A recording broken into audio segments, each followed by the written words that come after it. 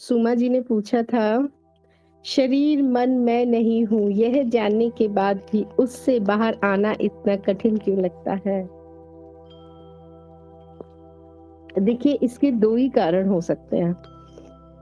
पहला कारण तो ये हो सकता है कि जाना ही नहीं गया है मैं कौन हूँ, क्योंकि जो वास्तव में जान लेते हैं ना, उनके लिए फिर ये विषय भी नहीं बचते कि मैं अब शरीर से कैसे पीछे छुटाऊं और मन से।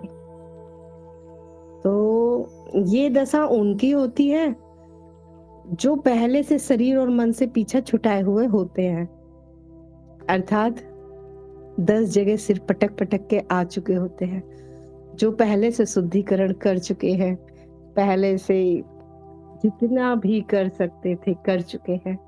जब वो थक जाते हैं सब क्रियाओं को करते करते करते करते, जब वो ज्ञान मार्ग में पहुंचेंगे और जैसे ही उनको ज्ञान हुआ, फिर उनके पास ये विषय भी नहीं होते कि अब मन का क्या करूं, अब शरीर का क्या करूं, अब परिवार का क्या करूं और बच्चों का।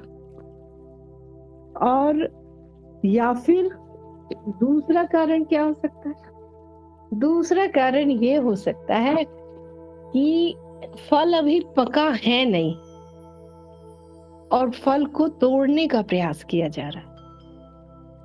अब कच्चा फल यदि टूटेगा तो ये इतनी कसक तो रह ही जाएगी, और इसी को हम क्या कह देते हैं कि चित्त में अशुद्धियां हैं, साक्षी भाव को साधो, धीरे धीरे अशुद्धियां खत्म होनी शुरू हो जाएगी। यदि शरीर पर ध्यान जाता है तो आप एक प्रयोग करके देख सकते हैं। मैंने कहा ना कि ऐसा कुछ भी नहीं है जिसके लिए हम अभी नहीं कर सकते हैं, जान सकते हैं, या जो हमारे अनुभव में नहीं है। जगत से हटना अभी भी हो सकता है, ये भी हमारे अनुभव में है। शरीर से हटना अभी भी हो सकता है। हाँ, यदि आपने शरीर से हटने का एक अर्थ यही लगा लिया है कि जब तक आउट ऑफ बॉडी एक्सपीरियंस ना हो तब तक मैं मानूंगी ही नहीं कि मैं शरीर से अलग हूं, तब तो बात अलग है। तब तो आपकी बुद्धि में अगर ये प्रोग्रामिंग सेट हो गई है कि शरीर से हटने का अर्थ ही हो गया आउट ऑफ बॉडी एक्सपीरियंस, तो अब जब तक वो एक्सपीरियंस नहीं हो जाएगा, बुद्धि अब शांत भी नहीं होने वाली। नहीं तो मैं शरीर नहीं हूं, इसका छोटे छोटे आप प्रयोग करके देखिए तो आपको समझ आ जाएगा कि मैं वास्तव में शरीर नहीं हूं। इसीलिए मैं बराबर कहती हूँ सपन अवस्था को मत भूलो, क्योंकि जागृति हमें बराबर सुलाती रहेगी इसी माया में। जागृति हमें मोहती रहेगी, इल्झाती रहेगी। स्वप्न को मत भूलो। स्वप्न एक बार में हमें ये सिखा जाती है कि शरीर यहीं पड़ा रह जाता है, लेकिन दृष्टा स्वप्न में भी होता है। और या फिर क्या उपाय है? मृत्यु को याद रखो।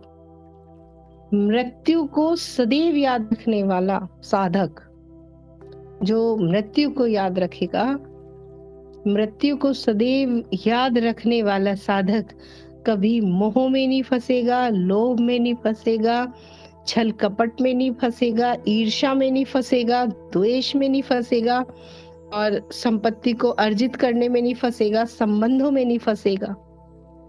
मैं एक कहानी पढ़ रही थी और उस कहानी ने मुझे इतना प्रभावित किया। मुझे लगा कि इतने सारे रास्ते, इतनी सारी विधियां, इतनी सारी टेक्निक, ये सब व्यर्थ है इस छोटे से उपाय में। और उस कहानी में क्या था कि एक गुरु थे, उनके पास जब भी कोई शिष्य आता था वो 6 महीने के लिए बोलते थे कि तुम्हारा बस एक ही काम है, सुबह से शाम तक मुर्द घाट में जाके बैठो और 6 महीने बाद मेरे से आके बात करना। और वो 6 महीने वहां सुबह से शाम तक डेली आते थे। डेड बॉडी वो जलती थी, 2 मिनट में राख हो जाती थी, ये सब देखते देखते देखते देखते देखते देखते ये समझ में आ जाता था कि पूरा जगत किससे जुड़ा हुआ है हमारे। ध्यान दो, देखो, पूरा जगत महत्वपूर्ण है क्योंकि शरीर है, और अगर शरीर नहीं तो जगत भी नहीं, और जगत की कोई भी चीज भी नहीं। आप अगर ध्यान से देखो तो सब कुछ इस शरीर से जुड़ा हुआ है। शरीर से नाम जुड़ा हुआ है, शरीर से पद जुड़ा हुआ है, शरीर से संबंध जुड़े हुए हैं, शरीर से पति पत्नी बच्चे रिश्ते नाते ये जुड़ा हुआ है। ये जगत शरीर आधार है इस सब जगत का। शरीर है तो जगत है, शरीर नहीं तो जगत भी नहीं। जब पूरा का पूरा जगत इस शरीर से ही तो है। अच्छा, एक बात बताओ, किसी की मृत्यु होती है, शरीर के नष्ट होने पर क्या सब कुछ नष्ट नहीं हो जाता जगत का? है ना? कोई भी एक चीज तो बच जाए, कोई भी एक चीज। तो मृत्यु को याद रखने वाला कभी माया के चक्कर में नहीं फंसेगा। जो डेली जिसको मृत्यु याद है कि शरीर गया तो सब कुछ गया, सब कुछ मतलब फिर सभी कुछ है उसमें। जिन संबंधों के पीछे रोते हो, जिन संबंधों के पीछे अपनी साधना को छोड़ के, अपने मार्ग को छोड़ के फंसे पड़े हो, एक क्षण नहीं लगता हार्ट अटैक आता है और शरीर लाश में बदल जाता है। और शरीर लाश में बदला और साथ में सभी चीज लाश हो जाती है।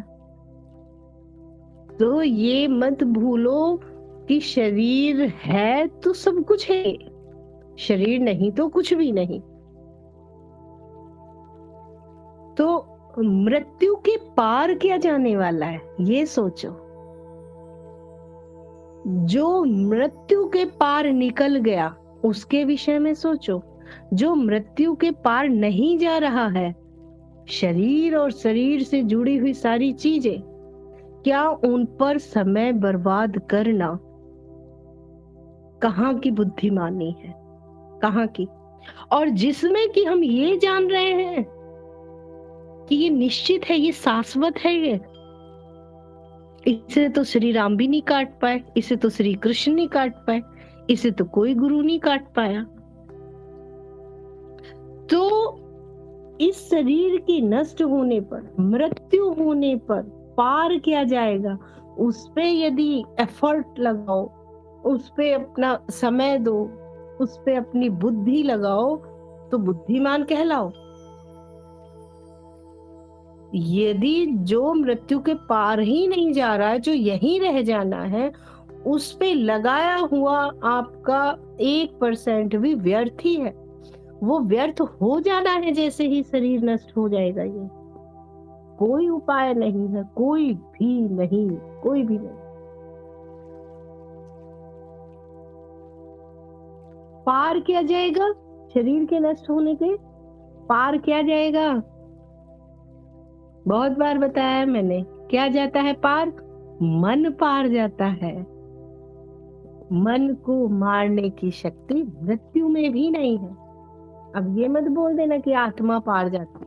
आत्मा तो ना कहीं जाती है ना आती है, मन जाता है।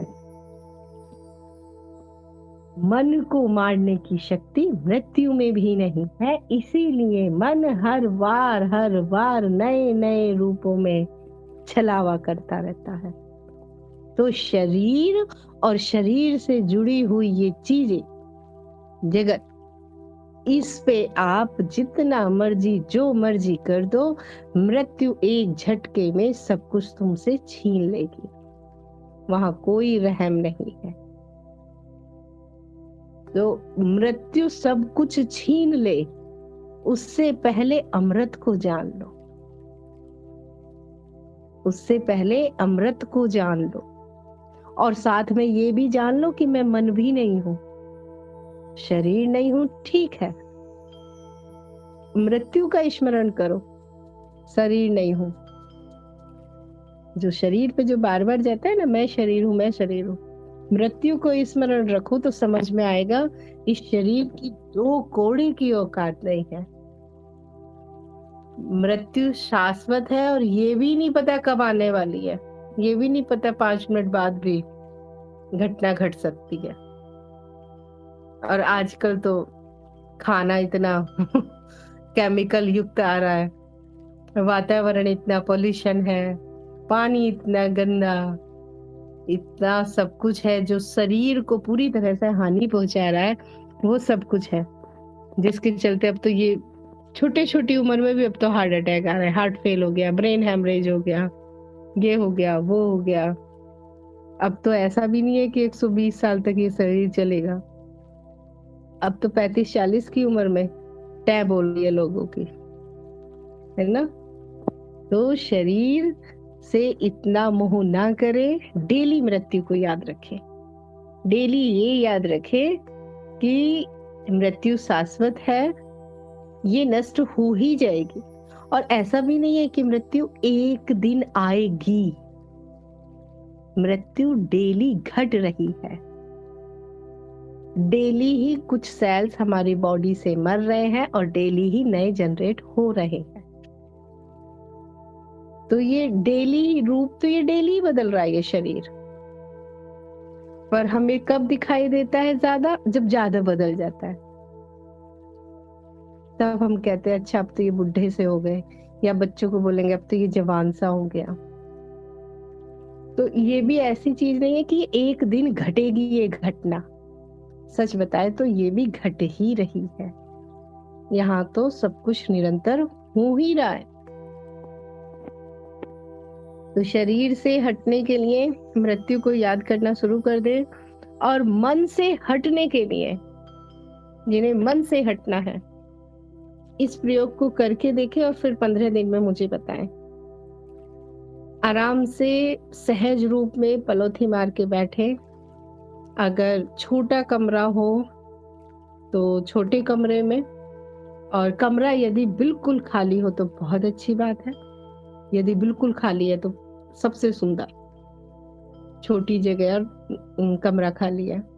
अगर नहीं तो फिर जैसी भी अवस्था है, something is better than nothing.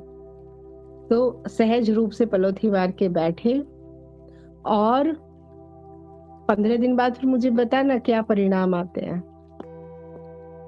और जितना तेज लाउडली साउंड में ओम को गुंजा सकते हो, ओम जो है ये किसी धर्म का प्रतीक नहीं है, धर्म से जोड़ दिया गया, ये मात्र एक साउंड है, एक नाद है, और ये ऐसा पावरफुल नाद है कि इस नाद के आगे सारे नाद फेल हो जाते हैं। तो इसे किसी धर्म के साथ ना जोड़े, कोई भी इस प्रयोग को कर सकता है। बैठे और ओम को पहले मुंह खोल के गहरी सांस लेके और लाउडली तेज आवाज में ओम का साउंड करें, इतना तेज साउंड करें कि वो साउंड दीवारों से टकरा के आपकी तरफ आने लगे। और ध्यान दें कि एक ओम के साउंड और फिर दोबारा से ओम के साउंड के बीच में गैप ना हो, ओवरलैपिंग हो, ओम ओम ऐसे करके, मतलब बीच में गैप ना हो। इसको आप 5 मिनट करेंगे मुंह खोल के, उसके बाद में आप मुंह बंद करके करिए, और उसके बाद में जब मुंह खोल के करोगे तो दीवारों से टकरा के वापस ओम की आवाज आएगी जो आपके वातावरण को शुद्ध करेगी। और जब मुंह बंद करके ओम का गुंजार करोगे तो वो ओम की ध्वनि आपके शरीर से टकरा के वापस जाएगी, जो कि हमारे शरीर को शुद्ध करती है। और फिर मुंह खोल के और मुंह बंद करके जब कर लो इसे 2-2 3-3 मिनट, फिर उसके बाद शांत बैठ जाना है। जब शांत बैठोगे तो वो गुंजार अंदर अंदर हो रहा होगा, फिर उसे करने की जरूरत नहीं पड़ेगी, बस उसी गुंजार में डूबने का प्रयास करें। उसी को सुनने का प्रयास करें। 15 मिनट का ये प्रयोग है, आप करके देखिए और फिर 15 दिन बाद बात करना। मन कहीं बचेगा ही नहीं, कहीं नहीं बचेगा। शुद्ध होता चला जाएगा अंदर बाहर।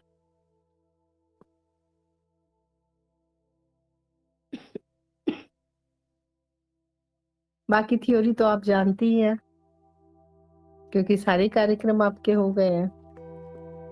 पर ये बहुत अच्छा उपाय है और कोई भी कर सकता है, कोई भी। जिसे माइग्रेन की प्रॉब्लम हो, जिसे सिर दर्द की प्रॉब्लम हो, जिसे मेमोरी पावर लॉस्ट जिसकी जल्दी हो जाती हो, यहाँ तक कि जिसे आईसाइट में प्रॉब्लम हो, या सिर से संबंधित बीमारियां हो जिसे, और यदि ओम का गुंजार इतना तेज आपका होता है कि वो वाइब्रेशन वापस सच्ची में लौट के शरीर में आ रही हैं, तो जहां जहां तक वो वाइब्रेशन जाएंगी वहां वहां तक पूरा शरीर शुद्ध हो जाता है। और ये जो प्रयोग मैं बता रही हूँ, ये प्रयोग मैंने बहुत बहुत बहुत लोगों पे आजमाया और एक भी ऐसा नहीं मिला जिसने ये कहा हो कि इसने असर नहीं किया, एक भी नहीं। यहाँ तक कि माइग्रेन, भयानक माइग्रेन की समस्या भी इससे समाप्त हुई है। तो ये अल्टीमेट है। ये इसे ईश्वर के लिए यूज किया जाए ओम की ध्वनि को, तो श्रद्धा भाव में उसके एक अलग परिणाम आते हैं। शरीर शुद्धिकरण के लिए प्रयोग किया जाए तो शरीर शुद्ध हो जाता है। इसे ध्यान के लिए प्रयोग किया जाए तो ध्यान और गहरा हो जाता है शून्यता की तरफ, क्योंकि ये कोई शब्द नहीं है, ये ध्वनि है। और ये ऐसी ऐसी ध्वनि है, ये ऐसा नाद है ये, कि जहां जहां तक ये नाद पहुंचता है वहां वहां तक नकारात्मक हट जाता है, शुद्ध हो जाता है वहां तक। इसीलिए आप देखेंगे हिंदू धर्म के ज्यादातर नहीं, आई थिंक ऑलमोस्ट सभी जो वो होते हैं, श्लोक होते हैं, मंत्र होते हैं, सभी ओम से ही शुरू होते हैं।